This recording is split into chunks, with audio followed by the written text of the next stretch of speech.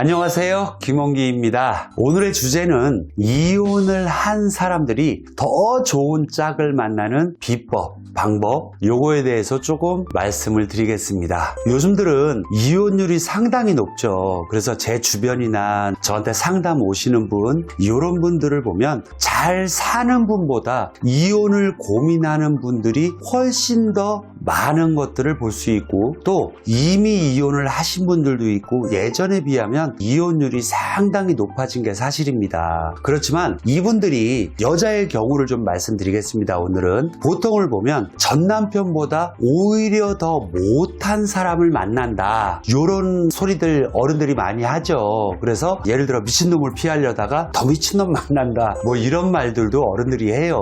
그런데 이런 이유 중에 하나의 가장 큰 것들은 결혼을 하면 예전서부터 출가 외인이라고 하잖아요. 그래서 시집을 간다라는 표현을 많이 하죠. 그래서 시댁 쪽에 한 일원이 되고 시댁 귀신이 된다, 이렇게들도 얘기를 하죠. 그런데 더 좋은 사람을 못 만나는 이유 중에 하나가 시주 분리가 안 돼서 그런 경우가 많습니다. 이 시주 분리라는 건 우리 뭐 시주단지, 세존단지, 업단지 뭐 이렇게 얘기를 하잖아요. 그런데 이 시주 단지야말로 위에대 증조 할머니가 단지에다가 쌀을 담아서 물 한 그릇 떠놓고 빌 적에는 그 딸한테 물려주는 게 아니고 그 집의 며느리한테 이어주고, 또 그 집 며느리가 이 다음에 연세 드셔서 더 이상 못하면 또 밑에 며느리한테 이어주고, 그래서 며느리들을 통해서 내려오는 게 보통은 정석이죠. 그런데 이 시주 분리가 시댁의 어떤 수호신, 시댁의 어떤 조상들을 얘기하는 거죠. 그러다 보니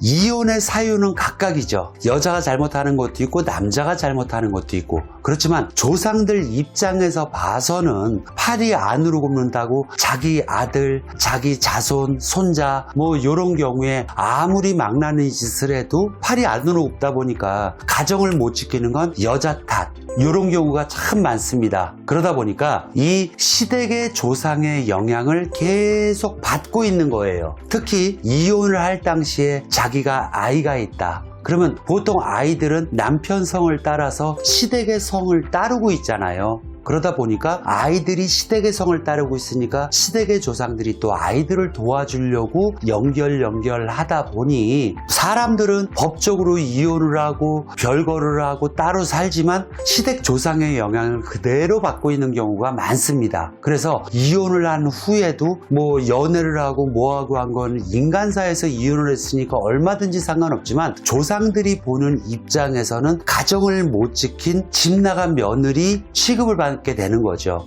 그러다 보니까 이 시주 분리가 이혼을 하면서 동시에 이루어지는 사람도 있고, 애초에 시댁의 조상의 영향을 안 받는 경우도 있습니다. 그렇지만 시댁에 시주단지가 있었던 경우, 또 그리고 제사를 차근차근 다 이렇게 지냈던 집인 경우에 사실 이 시주분리의 영향을 많이 받는 경우가 훨씬 큽니다. 물론 새로운 사람을 만나기 위해서는 자기가 전에 겪었던 실패를 극복을 하기 위해서 성격도 훨씬 다른 남자, 건실한 거, 자기랑 얼마나 맞는지, 취향이 비슷한지 여러 가지 경우를 따져야 하지만, 사람들의 습성이 내가 좋아하는 타입이라는 게 있다 보니까 남자든 여자든 고만고만하게 생기고 고만고만한 성격을 가진 사람들을 좋아하는 경우가 참 많더라고요.